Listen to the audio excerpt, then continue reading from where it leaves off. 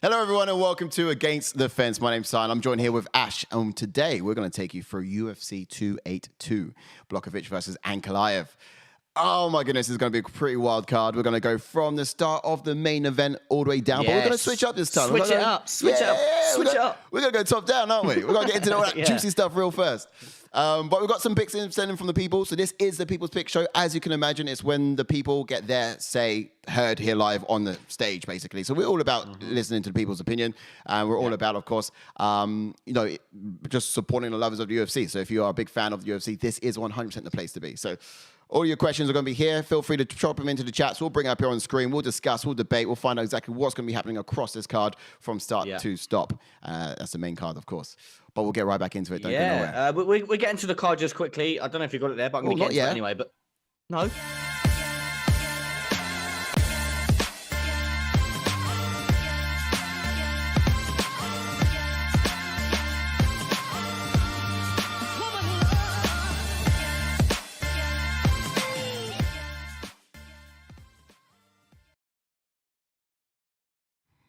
I did mean to cut you off because you was speaking. All right, cool. But you was gonna say, he was gonna say the card, right? We're talking about the. Yeah, I was just about to say let's get into the card, but I totally forgot. That's quality. I was like, shut up, Ash. Yeah, just bosh, get it in there. But no, just like as you said, we're switching it up this time. We're going to start from the main event and then work our way down. But we're getting to the fight card. We got obviously we've had a bit of a change to the main card because obviously Robbie Lawler's pulled out now. So Alex Morono stepped in to fight Santiago Ponzinibbio now. So that's obviously bout 3. But first up, we got the dicey matchup between Bryce Mitchell and Ilia Topuria. Again, that's going to be a great matchup. Again, both got decent grappling, but Topuria's got the power. Yeah. Obviously, we're going to get to that second anyway. But yeah, that's such an interesting fight. Darren Till is actually back. Well, is he back? It's only Wednesday, ladies and gentlemen. It's only Wednesday, so he's still got time to pull out. But, Darren Till at the moment. It's still early doors. Yeah, it's still early. It's still Wednesday, so you know what I mean. It's still so far. He's still got time to like break an egg or something when he's training. He's not up for a fight. Collarbone. That's going to go. That's it. So, but at the moment, we've got Darren Till versus Plessis. Again, that's an interesting one. Can Darren Till get back on the win column? He's just been out for so long, hasn't he? So that's so many people just looking forward to see, exactly what he's going to bring to the table. It's going to be all those questions. I've not seen Chimaev with him at all. So I don't know. I don't know what's happened to that bromance, but yeah. It's different, isn't it? I feel like he's just distanced himself from him because he's a bit of a bad influence. So you know, if I was in school with Darren Till, my mum would tell me the same. Like, stay away from that boy, he's trouble.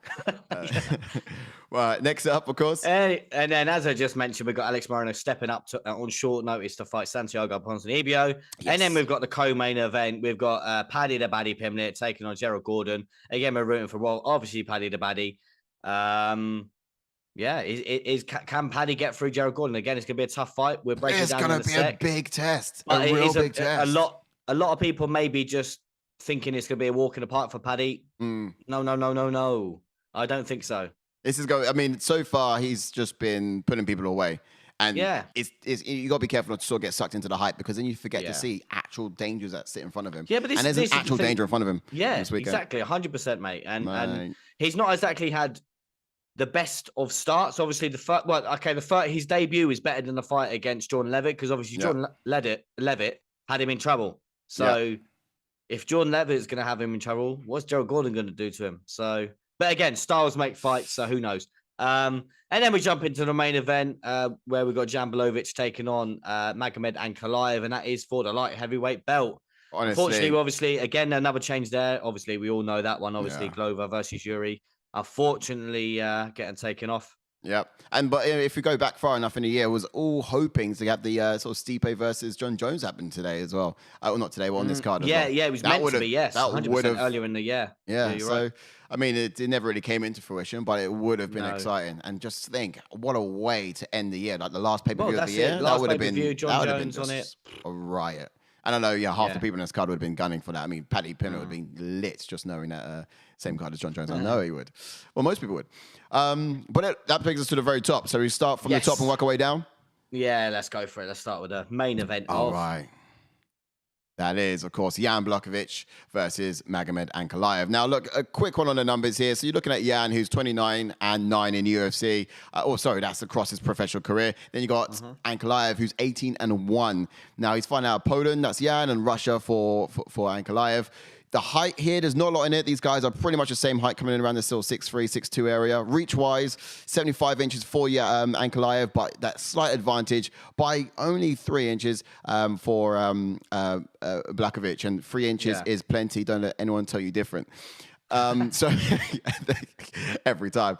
So look, I think when it comes down to the skill set of these guys, you got the striking, you got the grappling. Both of these guys are pretty good in both departments, but I really do favor the ability, the dexterity of Ankalaev. He's able just to mix it up, Great hand dexterity. He's also he's got that sort of Sambo, Dagestani style wrestling for that ground, which has just been a problem in the UFC, no matter what division you're in. And so he's got all of that going on there. So it's all quite interesting. But if we check out what the people had to say about this, then we can come back and give it a full breakdown on each of those areas and see what the gauges say. Nice. In the main event, again, it's a little bit of a wild card. On some days, I feel Ankalaev is the one, but Jan Blachowicz is super motivated. I don't think he was very happy with his performance after he lost the title to Teixeira. He'd been calling out Yuri for a while. And for that reason, Jan Blachowicz is not the kind of guy you sleep on. So I'm going for legendary Polish power and new, interim / light heavyweight champion of the world. Have a great weekend, guys. This is going to be amazing. And I'll see you on the next pay-per-view. Always do it. Matt, who do you reckon's going to win out of Jan Blachowicz versus Magomed Ankalaev? Oh, that's the UFC 282. The next card coming up. Put you on the spot. That's really tough because Ankalaev's a beast. Yeah. Like the light heavyweight, version of Khabib and fucking Chimaev and all that. Yeah. So I want to lean towards Ankalaev, but dude, Jan's a freaking vet, dude, and he still just got freakish power. So, but I remember Ankalaev because I fought on one of the cards that Ankalaev was on, and I remember seeing him and then watching him fight. Monster. UFC 282. It's got Jan Blachowicz versus Magomed Ankalaev. Yeah, that's the new main event. Who have you got in the main event now? Oh, that's gonna be a tough one. They're both tough fighters. I'm gonna give the edge to Ankalaev. Yeah. I mean, just his aggressive fighting style. Jan's good, dude. Don't get me wrong. Jan's great, but Ankalaev is on a tear. He is. Yeah. He's just got that grappling edge, I think. He deserves it too. Yeah. He really deserves it. The guy's a dog, and what he's been able to do. It's like Nice. Guys, again, thanks for sending in those picks. As you can see, we've had Matt Semmelsberger, we've had Orion Kosei, and of course, Ashwin, who's always welcome over here at ATF, chiming in with their thoughts and just giving us their expert opinion. Now, I always say one of the best ways to get opinions on fighters is to hear it from other fighters because they see something different, don't they? Yeah, 100%. They break it down a little bit more in depth, if you know what I mean. I know perhaps they didn't go into too much detail, but before we did send out a little promo earlier in the week when we've been doing watch-alongs and we've had fighters watching fights with us, and they go into. We thought we go into detail, like they go into so much detail into things. Man, and it's crazy. It's a joy to hear, and it enlightens you so much on how you break down fights. We didn't get a pick from Sadiq Youssef. Must have forgot to ask. No, we must have forgot, didn't we? It was literally just there, wasn't it? It would have been great to get an opinion on it. You would have gone in for days. But we might have. I don't know. It's in the archives. It's in the archives. It's in the archives for next time. But yeah, anyway, look, that was that. But otherwise, what are you thinking here? Because we're looking at both the stand-up and striking. My question for you now, Ash, as we sort of break down this particular one. Matt Simmelsberg was saying something quite interesting about the grappling problems that will come from Ankalaev and how he's really good on the ground. He's got sort of Dagestani-like grappling ability. So if it does hit the ground, who's got the advantage? Is Jan going to sort of lay and pray and be on top, or is he going to be able to get that much power over on Ankalaev? Yeah, this is the thing for me. Obviously, we all saw what Glover did to Jan, and if Glover's going to do that, then what's Ankalaev going to do to Jan Błachowicz? So it's one of them where you could call it a striker versus grappler, because I know Błachowicz does have grappling in his arsenal. He does. He doesn't mix it in as much. We saw it obviously in the Izzy fight, but that was obviously predominantly because Izzy's a striker. So he obviously implemented it into his game to grapple. I don't think he's going to implement it into his game against Ankalaev to grapple against someone like Ankalaev. We all know Ankalaev, the way the path he's taken and how well he's been doing. Like, he's been fighting strikers, a few grapplers he's fought as well. Yeah. And he's just been going through them. Like, I know he's not one for knocking everyone out, but it's just the game plan and how he does it. So I think it's going to pay dividends in this fight. It's so true. And the thing about Ankalaev, he's got so many tools in his arsenal. He can wrestle. He can throw kicks. He can throw those punches. I tend to... He's got great... So if I ever look at striking significant strikes and striking defense, I think he's got like a really good striking defense. Well, not too much higher than what Jan Błachowicz is, but that just means he's absorbing less strikes. I think he's quite wise when he's on the feet and standing up. And I feel like he does have to watch out for the power of Jan, if anything. I mean, Ashwin was saying he's starting with the Polish power. It's a thing. Yeah. He does come with a lot of power. Like, the package he comes in says dangerous, danger, on the front, but the reality is, I feel like when you got someone who's got a good dexterity with the hands, he's got great striking defense as well as offense. It's just the fact of the matter that he can probably survive that. He can survive that, be out of the way of it, and just not be caught by Jan. But I've always been impressed with how intelligently Ankalaev fights. He's got so many tools. 100%. So many tools.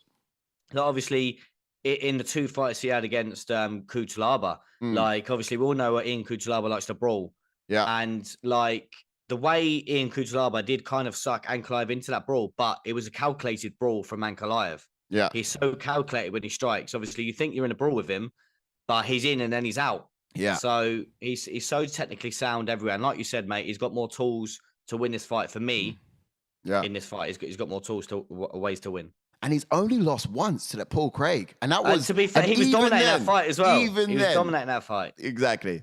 Even then, if he had just walked around for the final 3 minutes of that last round, he would have still won it. If he just held his breath when that choke was in. Yeah. I know it's easier said than done, but I would have lost my heart. Yeah, it literally would have been a clean record if he just lost his arm. 2 more seconds and he tapped. Like, it's crazy. Obviously, it's easier said than done. It must have been tight for him to tap, but for me, I thought he did tap quite quick. Yeah, 100%. Let's get into those gauges real quick and let's see what it says here. So I've got the gauges up. We're looking at both Jan and Ankalaev. Striking. Who's going to have the advantage there? So if I looked at the numbers just beforehand, on paper, it kind of says it's kind of down the middle, but it does edge a little bit more to Ankalaev. What do you think about it? This is where I could get a little bit of hate because I'm sliding towards Ankalaev. And then obviously you would give the power to Błachowicz. So obviously it sort of marries up. I'm just thinking on the feet, Ankalaev mixes it up a little bit more than Błachowicz, if you get what I mean. I do believe, I think so. But Ankalaev does have that sneaky power too, though. Yes, he's been able to knock out like Ion Kutalaba, for example. Although that first one was it wasn't really a TKO. He was faking it. He was faking it because he was trying to like loop it into something, and the ref stopped that a little prematurely. But he knocked him out a second time. No doubt, first round. Exactly. You know what I mean? But no doubt on that. It's insane. So the guy's got some power. He does have some thinking power. 10 knockouts as well in the UFC. That's what I mean. When it comes down to grappling, though, I would give it to Ankalaev as well. Ankalaev all day. Yeah. Oh, there it is. And then speed. Just because of the way he moves for a light heavyweight, I'm going to say Ankalaev. Yeah, I agree. And then the cardio. I'm just trying to think because I'll go Ankalaev on that one, bro. I'm thinking the same because he goes the distance more. He does, yeah. Even that last round against Paul Craig, like Paul Craig was gassed, and Ankalaev had so much energy on him. He was still laying into him, but I just wish he was a bit lazier and didn't, put himself in that compromising position. So look, I mean, those gauges I think will sit right for me as well. Like it does side with Ankalaev. It does make sense on paper, but of course that power, that Polish power, might just be enough to upset the whole entire gauge there. He lands that one clean shot, and then he's off to the races. And we're talking about interim champion as well on the night. Yes. No, it'd be legit champion, not interim. Right. So what happened with Yuri? He vacated it. So where's he going to go? No, he's got to fight for the belt again. He vacated it because he knew he'd be out for about a year. Oh, okay. Right. So I thought it'd be running that on back. Well, I thought that's what the interim was all about. No. We've not seen Ngannou, who's been out for about a year as well. So that's why I think that's a bit. Yeah, but that's like the annoying thing. Every time, everyone is probably bored. Every time we have a heavyweight fight, Stipe gets mentioned. But where is Stipe? And it's like, and the same with John Jones, obviously. But I think John Jones is trying to get a fight. But obviously he's not going to accept nothing less than Stipe or the belt, if you get what I mean. And I think he deserves someone like Stipe or a belt. But I think at the end of it, because Stipe is not going to come into play, I think that Jones could well be fight for the belt next year, just straight up. That's a little bit annoying as well, because I'm pretty sure we said by the end of the year, we thought Yuri was going to be head of this division. I think we all did, yeah. Yeah, I went with Yuri for like headline. And that's bloody well crazy. Do you know what I mean? Yes. I mean, I look. So close Ankalaev next year for sure. I think next year. I just didn't think he was going to get up so quickly. But now he's literally at the threshold of being the champion of that. That's crazy. Man. Yeah, just call it an interim belt, and so we can still be right and have the. yeah. All right, let's get back to it then and look at the next fight on the card, the co-main event of the evening, which is going to be Paddy Pimblett versus Jared Gordon. Great fight. Now, this people have been talking about it, and why wouldn't they be? Because Paddy Pimblett is just a sore point to talk about. Not a sore point. He's a popular point to talk about. He comes up in a conversation, and everyone's here listening, tuning in. Reality is, it's been said to be the toughest fight for Paddy. Now, a lot of people believe it. Jared Gordon is a genuine problem, and some people scratching their heads thinking, "No, what's going on?" But look, fair enough that he has had a lot of fights to point, which have showed off his skill set, got him as famous as he is now. It's about time he started sort of tucking in some tougher meat. But some people are scared. Are you scared? No. You're not afraid? You think Paddy's got what it takes? You think he's got a good chance? But to be fair, I'm not scared. I would say worried. Right. Because like you're going to get into in a second, obviously Gordon's got the credentials to beat Paddy, but it just all depends what Paddy comes out. If it's a slow Paddy like his first two fights, then we're in for a long night for Paddy, because obviously Jordan Levitt come out the guns blazing, out of that fight blazing, took him down, had Paddy in trouble. And I'm thinking Gordon's he's got great cardio, he's relentless, he won't sit still, like he will always try and pass. And I think if Gordon has Paddy in that rear naked choke position, I think he could end it. So he could do. And look, his fight against Grant Dawson last time out, it was exciting, right? There's a lot of he had Grant Dawson in trouble. He did. That was when he was standing. And we've always mentioned Grant Dawson when he's standing. He's got that power as well. But Grant Dawson didn't really want to be in there at all, and he just wanted to grapple with him, and he tried relentlessly, and he got it in the end. But he has a lot of power behind him as well, and I don't know whether Paddy is also that person with the same power to match what Grant Dawson's got coming into this. Incredible streak as well. Grant Dawson's done some amazing things. Yes. But you don't forget Paddy is a big guy. Yeah. All right. Well, look, he's a 19. They both got 19 wins on the record. That's the fact. Of course, a lot more of Jared Gordon's fights have been in the UFC opposed to Paddy's. Yeah. 5 losses for Gordon and 3 for Paddy. 5 around the same sort of height, only 5'10" and 5'9", and then the reach, of course, advantage is slightly in favor of Paddy. Actually, in fact, it's actually quite by quite a bit. Actually, we're talking about 5 inches reach advantage for Paddy.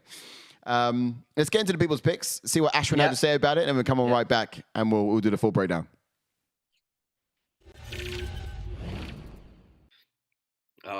Paddy and Jared Gordon. I've become a huge Paddy fan, so I sort of went back and forth in my head over that last one with him and Levitt, because I actually think Jordan Levitt's a pretty intelligent guy, and he sort of said that, you know what, I am going to wrestle this guy. I was very surprised with all the heat that came up between them, because I thought, they actually liked each other, but by the time we got into the ring, especially in round two, man, Paddy just showed that his ground game is at a different level. The way he trapped that arm, he's got a very unorthodox style. I don't think it's easy to prepare for him. So I'm kind of going Paddy in this one. All right, Ashwin, thanks again for your picks. Yes, thank you, mate. Thank you for your picks as always, buddy. Yeah, it's always really good. So he's gone with Paddy, and he thinks his performance against Levitt was enough. Jordan Levitt. Well, Jordan Levitt? No, here's someone else. No, so he thought his fight against it is Jordan Levitt. Who's the other guy? He's the actor. Jordan Levitt Hewitt. I don't know. Oh, I'm thinking of the actor. Sounds like the actor. But anyway, yeah, but the fight against Jordan, the reality was he thinks that performance was enough to, I mean, he makes quick work of the people he's been up against here in the UFC so far, Paddy, and it's given a lot of people faith, and it's why there's a big hype behind him naturally. He's a star boy prospect coming in. Well, exactly. That's the thing. If he can get a win now as well, and obviously we've just had announced the London card in March, mate, we are off to and let's be real here. If Paddy goes in there and finishes either obviously knockout or finishes subs Gordon, we're off to the races with Paddy Pimblett. Believe you me. And like I just said, that March card, mate, it's going to be fire. Yeah, he'll be coming to. Yeah, he'll be definitely on that pay-per-view card. You can imagine. 100%. And this is the thing as well. That he might be there either way, surely. He'd be there either way. I just mean, imagine if he gets this window and he's on a 3-fight win streak. Yeah, and, you know what I mean? Obviously, he's over there in the US. His stock's going to rise. Yeah. We're talking main card sort of appearance, maybe. Yeah. But this is a genuine test, and I think he does need this. In order to sort of go on a pay-per-view card, you're going to need a boss level gatekeeper, and Jared Gordon is going to be one of them, I think, personally. But what do you reckon the biggest problem that Paddy's going to have coming into this fight? The biggest threat Jared Gordon has to offer? The biggest threat of Jared Gordon, is just relentlessness. He will try and go for a takedown. Paddy may stuff it. He will just keep coming forward. Who's that? A bit.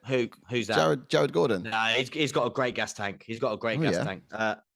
He's just going to be relentless throughout the fight. Obviously, if he's going to strike with Paddy, we'll strike with him. If Paddy wants to grapple, then Gordon will grapple. And I just think the pressure that he will put on Paddy, he won't let him settle. He won't let him breathe. And that's going to be the issue for Paddy, to deal with that adversity. Yeah, you're right. I don't think anyone has put on Paddy like that before, to be fair. If you look at the striking as well, in terms of stand-up, it's pretty similar in terms of striking significant strikes. It does edge more, of course, for Jared Gordon, and landed per minute, absorbed per minute, higher as well, defensive. So so it all really does side with Jared Gordon and stand-up. I think one of my troubles is Paddy has been finishing people so quickly as of late. It's really hard to see how this kid performs in those later rounds, to see how he's going to be. Yes, that's true. True.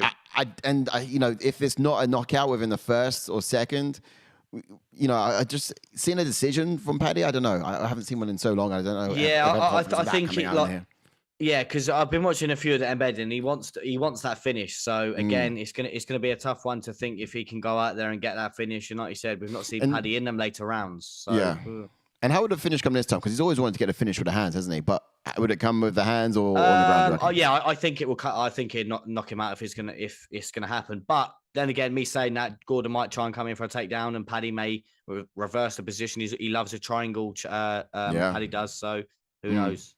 Yeah, I think the confidence of Jared Gordon might be wanting to manhandle Paddy on the ground, but that could be dangerous for him if he does opt in for that. Yeah, a lot more submissions there as well. Look at the submission average, of course. And don't forget, Jared Gordon's pretty much, he goes the distance in most of his fights. He does like to go to decisions. What I mean, yeah. He doesn't, I can't remember a knockout of his for years. I mean, you're talking about his early days in the UFC, to be fair. Yeah.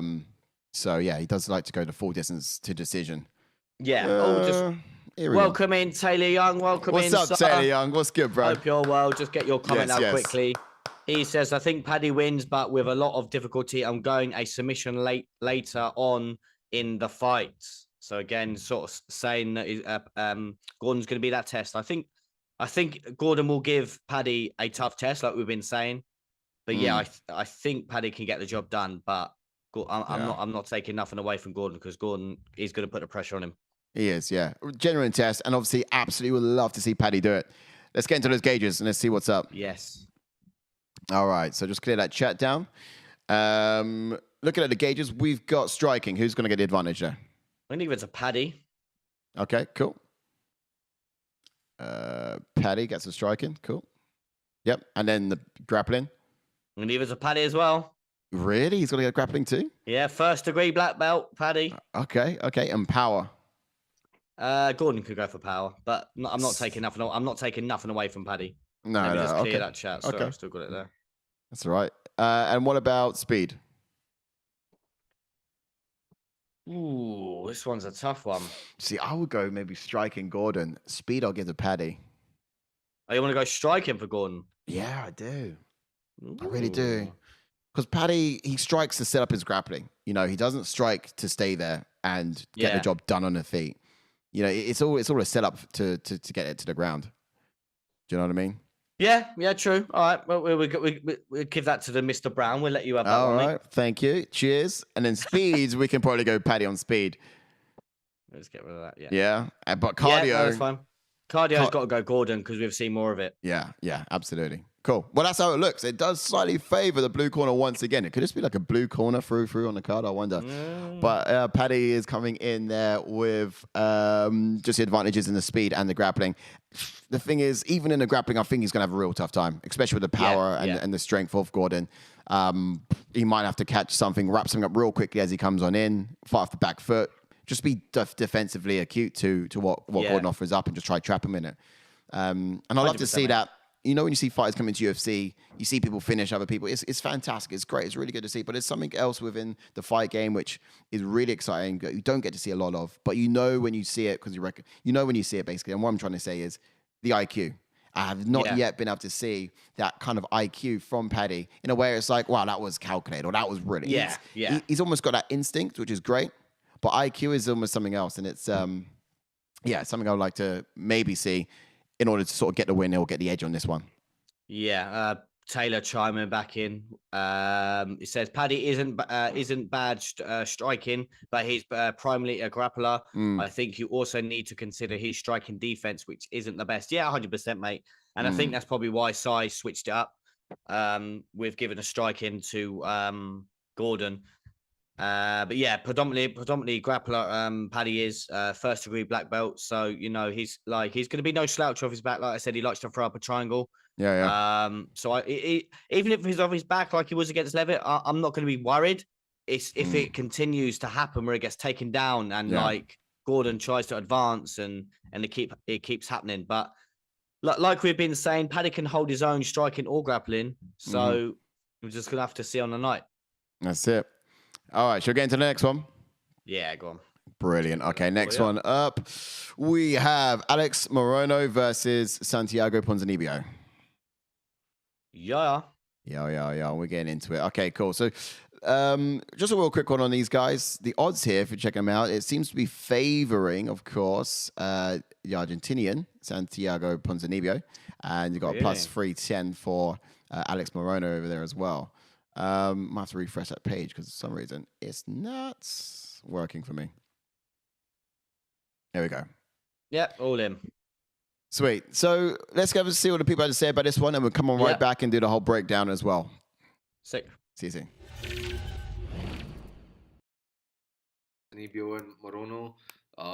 No strong opinion on this one. I think Ponzinibbio's. I think he gets it done. I think he's a little bit more well-rounded. Morono's coming off a few good wins. I can't remember the last one. Was it the Cowboy fight? I don't remember exactly, but sort of going Pons.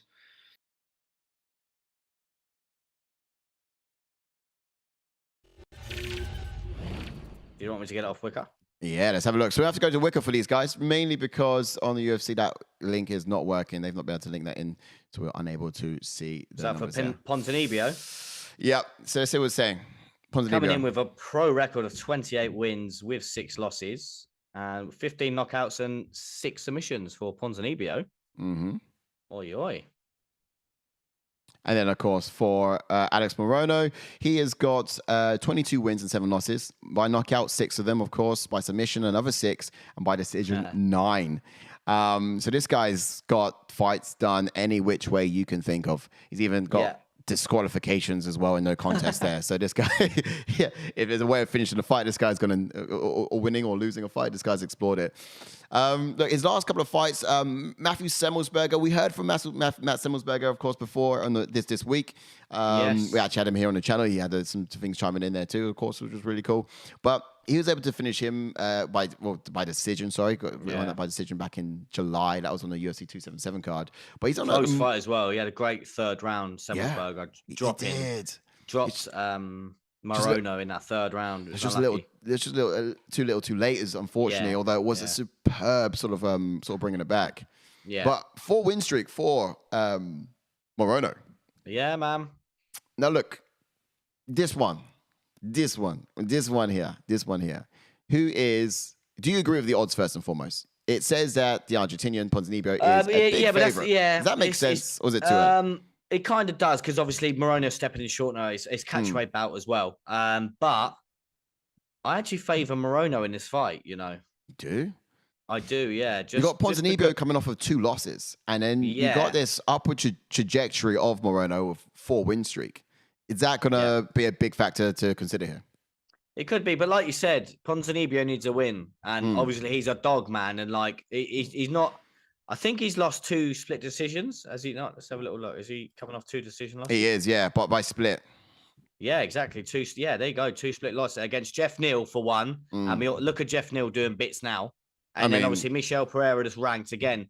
Anyone that fights Michel Pereira, his style is so awkward. It's so weird. So for him to lose a split decision to 1 Jeff Neal and 2 Pereira, I might actually switch it up, man. I might switch up my luck. You're thinking different now. You know, I might switch it up, man. Morono's been winning for a minute now, and so he's probably due a loss coming in, hasn't he? But you know, that's playing on suspicion and looking at like the odds, the likelihood of things, aren't you? But if you're looking at the skill set here, I'd love to get up the numbers, but UFC, again, it's not plugged. But in terms of who's got the advantages where in the stand-up and or the grappling, and I'll get the gauges up while we go through this bit, and get the fighters to stand. Striking-wise, who would have the advantage there? And this one's a tough one for me, because obviously Ponzinibbio is a great striker, but obviously Morono likes to strike as well. He does. He likes a little bit of a brawl. But he can grapple as well, and he could potentially pull off a sub in this fight. But it's the pressure he will put on Ponzinibbio as well, just like the pressure he puts on you, like we saw in like he put on Semmelsberger, and obviously he got Semmelsberger down a couple of times. Yeah, but it's just a dog of Ponzinibbio. You just never know. He is. He's got that power, right? He's knocked out Li Jingliang. He's knocked out Neil Magny before. Gunnar Nelson. Like he's put some dogs in the ground. Yeah, he has. So, yeah. We have to really be at 50 knockouts, dude. 15 knockouts. Insane. Just trying to think of the knockout. Baeza, that was the knockout that was insane. Like Baeza was piecing his legs up, and then boom, out of nowhere, just finishes him. But like, this is what I mean. So in the striking, got some impressive wins on his resume as well.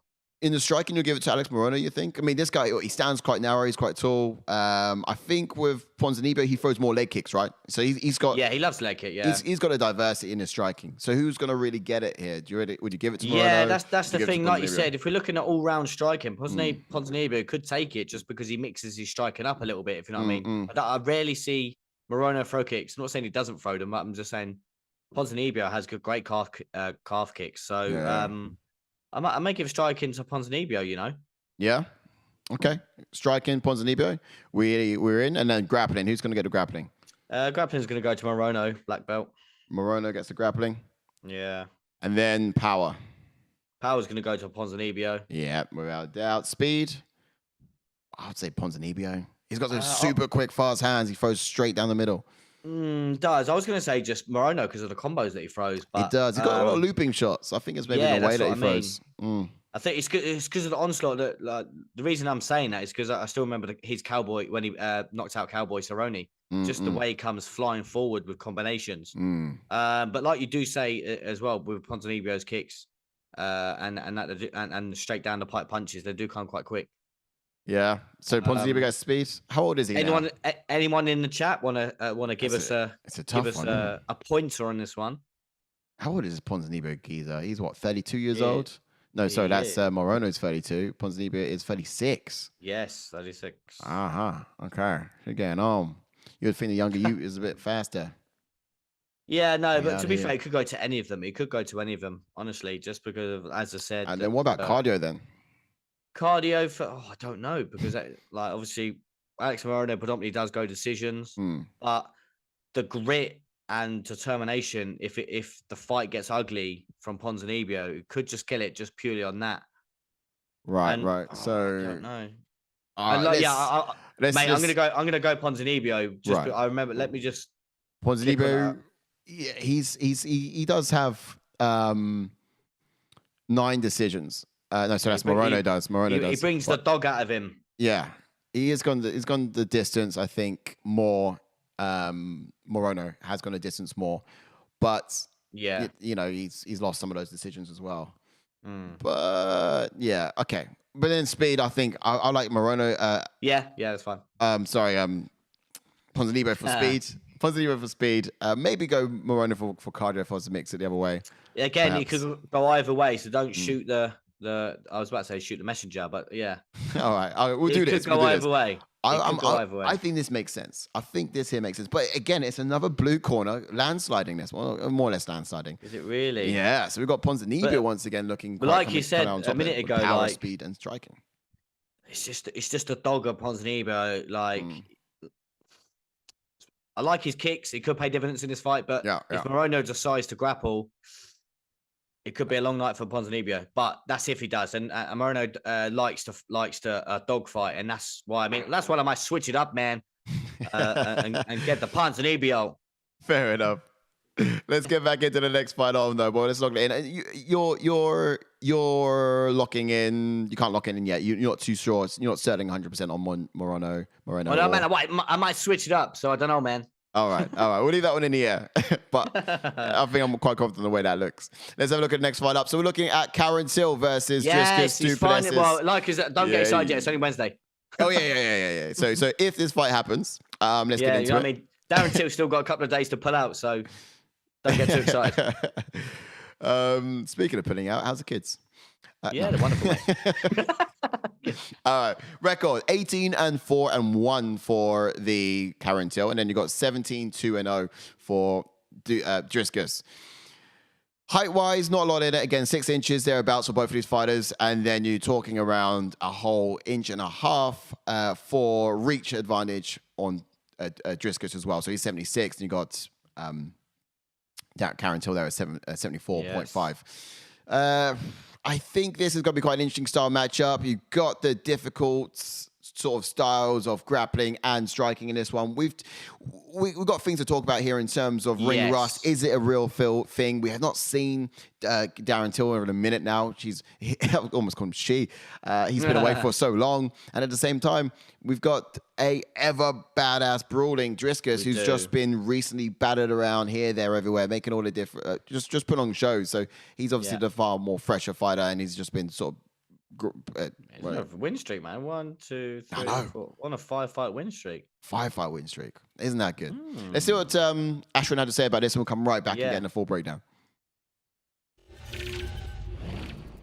Ponzinibbio and Morono. And then we got Darren Till and Dricus to Plessis. I don't think Till has managed to get back on track yet. It's hard to say, but there's nothing in his game that is he's been out for a long time, right? He's been injured, and it's just sort of this mental battle that he's facing with Dricus. The Plessis, on the other hand, is red hot, and his stock is going up. So I'm going to Plessis in this one. Ashwin, as always, much love. Thank you, sir. Yes, thank you again. What? You surprised we don't have any more picks on the show? Well, you gotta send them in, guys. No, that's. Oh, there's no more. We gotta send them on in. But we're literally here at the very final stretch, I think, and we're talking about the people's pick show of the year as well, to be fair. Next year, we'll be bringing something to you guys that might be slightly revamped and a bit fresher and new as well, but still going to be the exciting breakdown and fundamental information you need before a watch-along pay-per-view event that comes up on the weekend. So, again, this is some really good stuff, content. Keep it locked and jump in the chats with your opinions. So we're talking about Darren Till and, of course, Dricus. Du Plessis. What do you reckon? Ring rust. Yeah. First thing to come up. Do you believe in it? And is Darren Till going to be? This is the thing. Certain fighters don't believe it. Sometimes you can see it. Yeah. I can't remember the fighter I'm thinking of now. I can't think of his name. But yeah, you can see it in a performance. It's just all depends how it comes out. If Darren Till comes out like the bounce on the balls of his feet, Darren Till, that we know, it could be a long night for Du Plessis, and I think Darren Till can actually get the finish. But if Du Plessis tries to grapple, like obviously the blueprint is getting Till down and sitting on him. Well, let's look at his recent losses, right? He's lost against Derek Bronson the last time out, and that was back in September last year. Yeah, subbed him. He's lost against Robert Whittaker, and that was July, the year prior to that. And then he won against Kevin Gastelum, but just by the split decision. It was so close. Then you got Jorge Masvidal and Tyron Woodley, of course, prior to that as well. Like he's been broken since that Tyron Woodley fight, and he's just not really been the same Darren Till in any of these fights. Even when he did win against Kelvin Gastelum, it was close, right? Incredibly close. Could have gone either way still.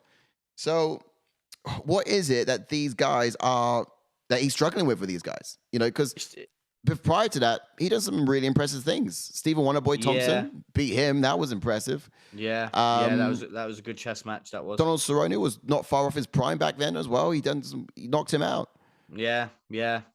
I just think certain fighters struggle with grapplers, and obviously we saw that with obviously the Brunson fight, and obviously like Whittaker. To be fair, most middleweights will lose to Robert Whittaker just because of how good he is, but just his style for any kind of middleweight is difficult anyway, because he will mix in a takedown. He will his striking so unorthodox, and for any middleweight he's gonna be a difficult bout for. But just the grapplers, obviously, I think he's been a little bit found out. Obviously Tyron Woodley took him down straight away and obviously subbed him. So there you go. That was, and then from that point on, it's just a case of he'd been figured out. Now, Dricus Du Plessis. Let's have a look at the grappling credentials here. Whoa! Does he have that takedown danger that he really needs to be aware of? Now he's got no submissions. Takedown defense is 100%, so no one's taking Dricus down. Well, he's got no submission wins. Submission average. In the UFC, he won't have submission wins. Yeah, no, sorry. Yeah. Sorry, in the UFC. But in terms of like his takedown defense, it's 100%. Then you've got like his accuracy, 18%, and takedown average about 1.2. So to me, looking at this gauge right here, it doesn't look like he is going to be much of a problem. On the UFC website, but this guy has got some submissions on his resume. Let me tell you. He's got 1, 2, 3, 4, 5 rear naked choke finishes. 5 rear naked choke. 1, 2, 3, 4, 5 guillotine submissions. Right. So this guy's a problem on the mat, man. Let me tell you. Right. Okay. Now that's a dynamic that's going to be quite exciting to look into. So rear naked choke. How did Darren Till get rear naked choke? By Brunson, yeah. Okay, right. So it's not his favorite position.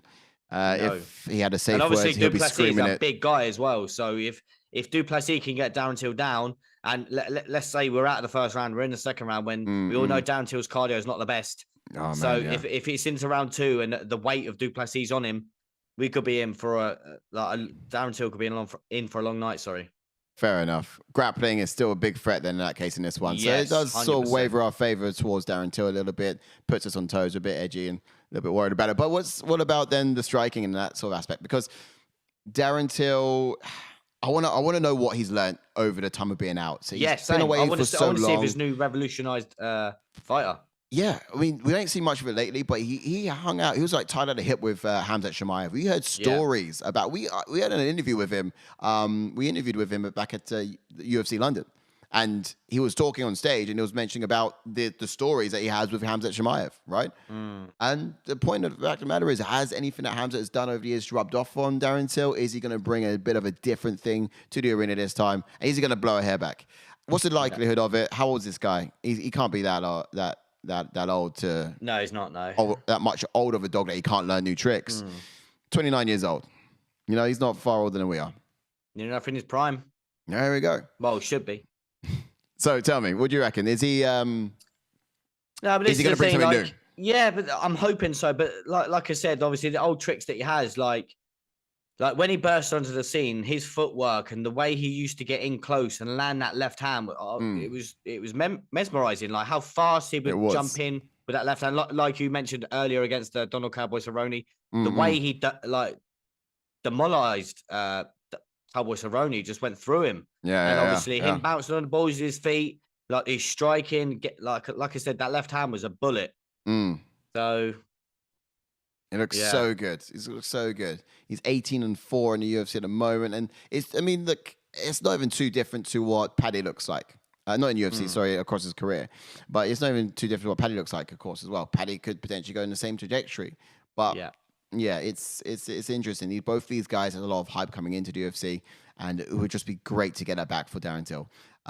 Not just judge him from like his previous performance, but we wanted to be judging him from what he's actually been offering up now and in the present. I want to see more of him as well. That'd be good. Yeah, 100%. Like Jordan just said there as well. He's been training in Thailand, so is that going to come into efficient? I don't know. He has, yeah. Do you have that chat? Yeah, it's from our channel, yeah. Oh, okay. It's in there. All right, so let's have a look at the gauges and see where we're at on this one. So, I reckon striking, if we had to give it to someone. I don't know, because obviously Darren Till's got great striking.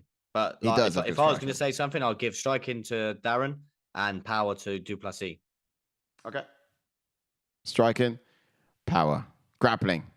Du Plessis. Agreed. Du Plessis! Speed. Darren Till. Oh, okay, nice. Cardio. Du Plessis. Yeah, I agree. 100%. Again, it's another blue corner domination. Dricus Du Plessis. It's just fun to say, isn't it? It is. I love it. Once again, it does slide on the blue corner. Oh, again, yeah, it's crazy. Like you said, mate. If it comes down to fight night and the fight stays standing, I favour Till. I really do. Honestly, I really do. Even though he's been out for so long, I favour Till. Just because, like I said, if he's going to put that pressure on Du Plessis, he can't set up nothing. But he needs to be composed and not be reckless, because obviously one missed strike, Du Plessis can shoot and get that double leg. But who knows? Who knows? Obviously, hopefully, Darren Till has been working on that takedown defense, and we're going to see a new revolutionised Darren Till. This is it. I mean, I don't know. It might be a wild card for me. I mean, you could just literally ride this event out in the blue corner from start to stop, I think. Yeah. And you wouldn't be too silly in terms of going with those picks. But no, 100% right. No. You're right. You just don't know what you're going to get in a fight like this. Darren Till's been out for far too long. Even if he comes in with his old style that we've known and seen, and he's been the same style he beat Stephen Thompson with, he beat Donald Cerrone with, it's got a good chance here against Du Plessis, providing he's able to keep that range and not get in those close quarters. So you're right. It's going to be really interesting for sure, but it's a really tough one to go with. 100%. It looks like the blue corner. Will you go with it on the night? What do you reckon? Will you go with on the night? I think blue corner on the night. I think I'll go Till on the night. Yeah. Yeah. Not the blue corner. Till. It wouldn't be silly. Till is in the blue corner, isn't he? No, he's red Till. He's red corner. I'll go Till. Yeah. All right. Cool. Well, switch it up, man. No. Let's get it next one up. So we're talking featherweight decision. We're talking Bryce Mitchell and Ilia Topuria. What a fight. This is going to be exciting. We are talking the dog that ever is Ilia Topuria, but also the dog that ever is Bryce Mitchell as well. Now, he's a funny guy, Bryce Mitchell. Actually, when you get to know him a little bit more, not that I know him, but I've seen some things that have The earth is flat. There you go. Yeah. Interesting. The earth is flat. Interesting individual. You know, I would love to have him on our channel. I would love to ask him about I'd love it. My hypothesis, the earth is flat. Yeah. Come at me, and I will tell you you are wrong. Yeah. Yeah. See, this is great. This sort of stuff is just entertaining. So yeah. I just want to. I also know someone else who's a flat earther, and really, yeah, I do. Unfortunately, I do. I can't tell you who it is because it's. I'm just protecting their identity. But generally, they're sold it. They're sold to it, and I'm just trying to. It's just so you can either bash your head against a stone trying to have a conversation with them, or you can just marvel at them and just think, "How do you exist?" And it's almost quite fascinating when you think about it. But anyway.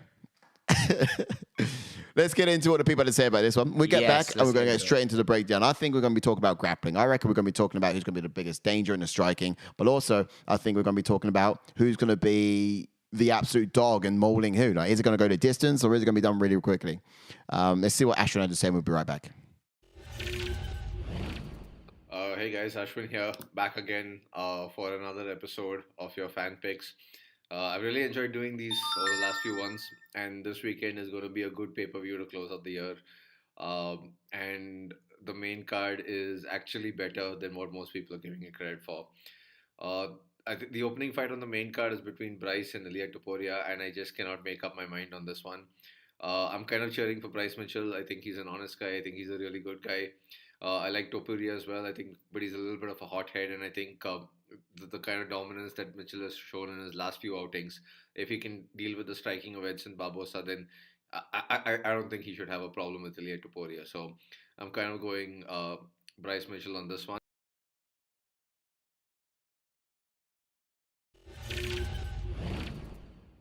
Hey, and we are back. We've got some chats here from the Twitter. So as you can see, Ash popped out on the tweets earlier this week to find out what's going to happen in this fight. And you guys have said that you're confident that Topuria is going to have what it takes to defy the loss. Now, we can see on his record, he's undefeated. On Bryce Mitchell's record, he's also undefeated. The UFC has put one next to him as well. So it does depend on what you're counting as a fight. So on Wikipedia, it counts him as 15 and no losses. Yeah. UFC here, they're going 15 and 1. But we can dub this one, whoever loses this is going to be absorbing their first loss professionally. Yes, true. A lot's riding on this. And Ashwin was right to say that this card is more exciting than people are giving credit for. Yeah, 100%. Like obviously, a lot of people have said it's not a great card.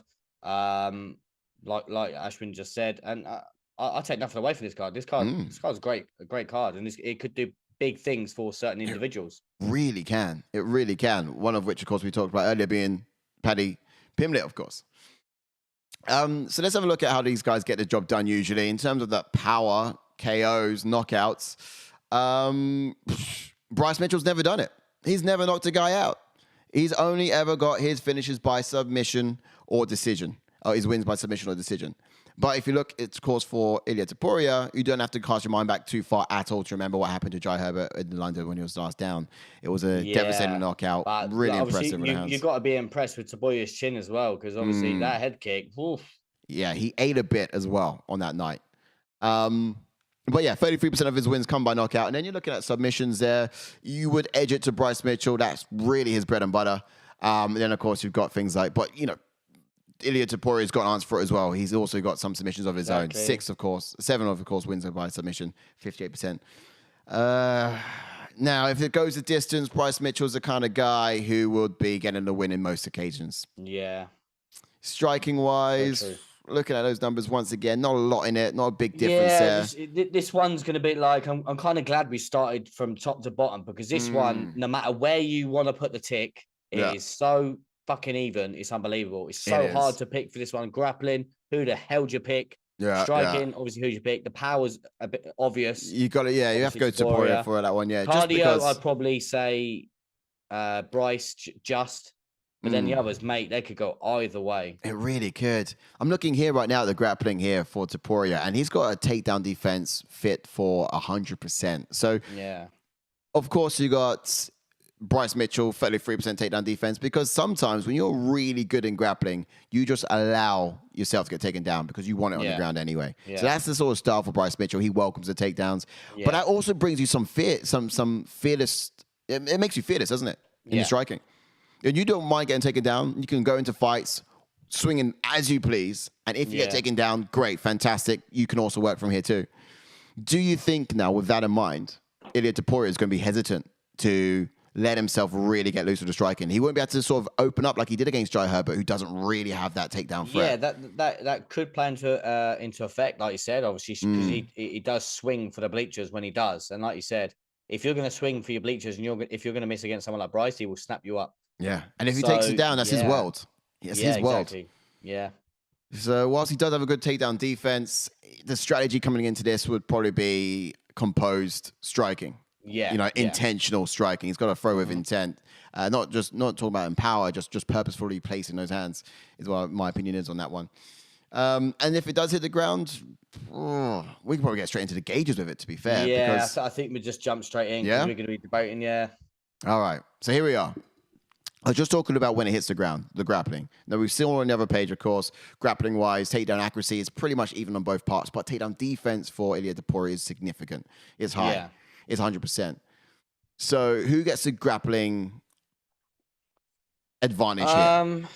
I really don't know, because I think they're two kind of different. Like when I say two different, I think the Topuria will use a takedown just to get a takedown. But Bryce, when he gets the takedown, it's the takedown to try and look to advance or to try and get a submission. If you get what I mean, because I've seen Topuria when he goes for a takedown, his opponent will either work his way back to his feet or he will not stand up, but give up the position, if you know what I mean. So I think if you're going to give it to like proper in-depth grappling, I'd probably say Bryce. Right. Because he's always looking to advance position. And if he's not advancing position, he's looking for a submission. Right. Okay. Fair enough. Yeah, fair enough. I would side with that as well. Bryce does look like to be in pole position for the grappling. Yeah. And then striking-wise, Bryce is someone who only strikes to set up the takedowns, isn't he? Yes, 100%. So that's the only reason he's throwing his hands. Yeah. And I would say, yeah, power and striking could go to Topuria. Yeah. All right. In that case, striking, that's UT. And then, of course, for power, that is also UT. And then speed. You might have to go to Topuria again on that. I might have to go to Topuria on speed as well. Yeah. Because he is fast. It doesn't really, when you're throwing your hands to get a takedown, you can't really judge speed on how quickly he takes someone down. You can't really gauge. It's all in. When you talk about speed, you talk about hand speed. You talk about your ability to get in and out real fast. You throw those kicks up, get those legs up real high as well, real fast. So yeah, I agree. I think you got to go to Topuria on that one. And when you go to cardio, we might have to decide this one for I'm going to go Bryce. Cardio, yeah, largely because he has seen more decisions. He has seen more fights go to distance, and he's just relentless with those takedowns. And that is also a cardio thing. When it's not going his way, he just won't give up. He won't quit on it, and he will just keep going.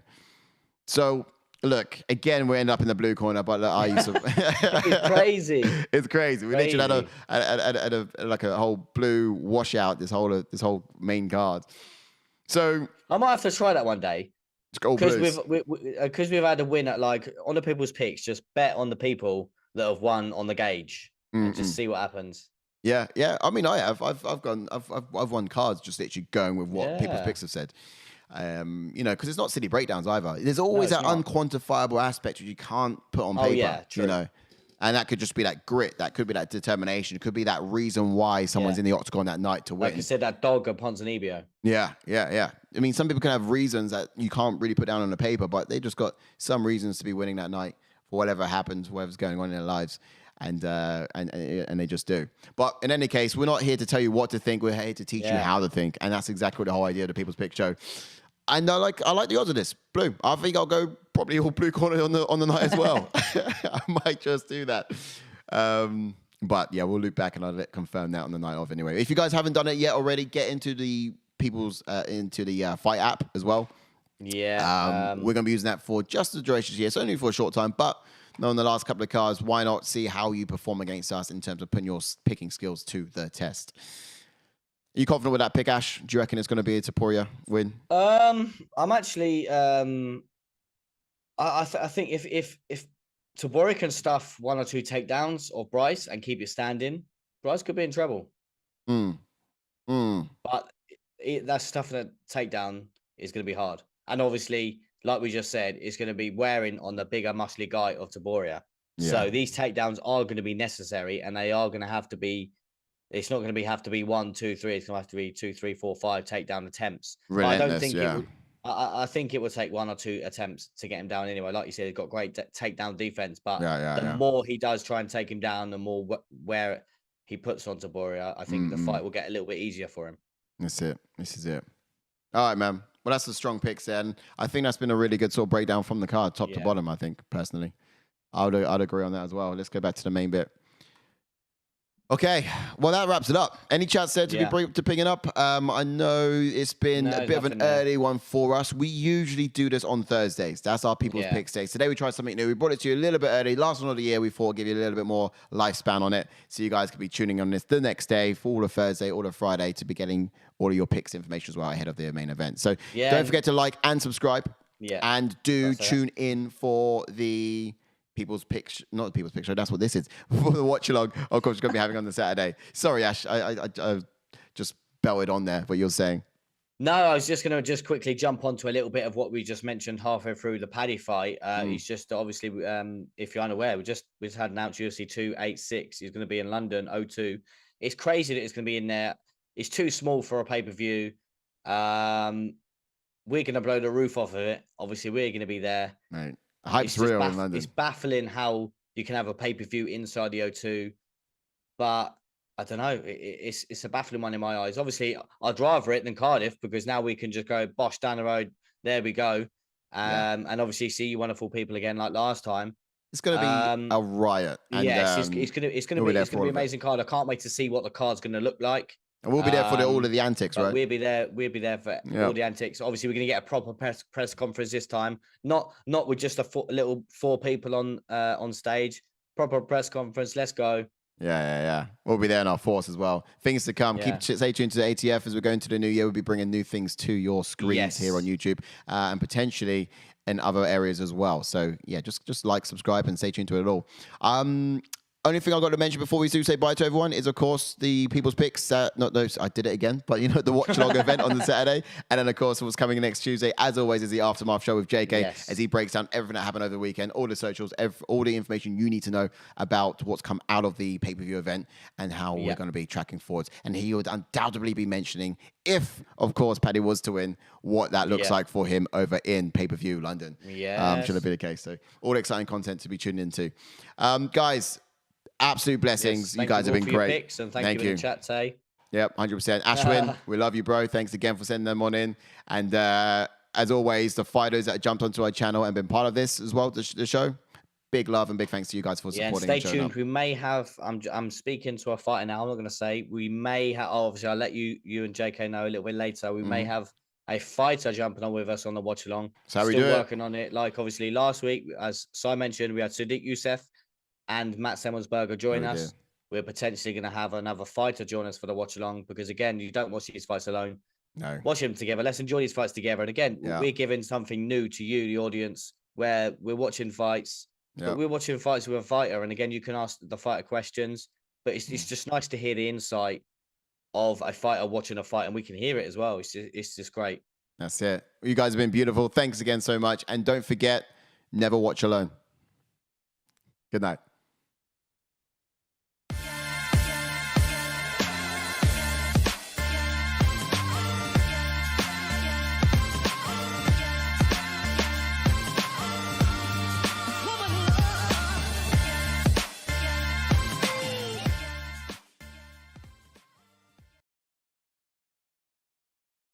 Not alone. We are here to stay.